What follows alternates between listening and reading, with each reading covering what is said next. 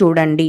ముందుగా నిన్నటి రోజున తిరుమలలో స్వామివారిని మొత్తం 62,449 మంది భక్తులు దర్శించుకున్నారండి. అందులో స్వామివారికి మొత్తం 18,555 మంది భక్తులు తలనీలాలను సమర్పించారు.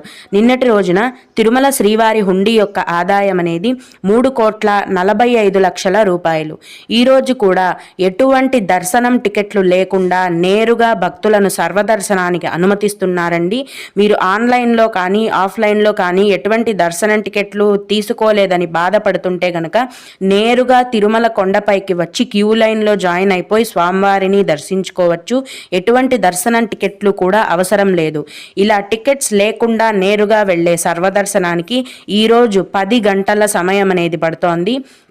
అలాగే తిరుపతిలో ఇచ్చే సర్వదర్శనం టోకెన్లను తీసుకొని దర్శనానికి వెళ్ళే వారికి దర్శనానికి 4 గంటల సమయం అనేది పడుతోందండి. అలా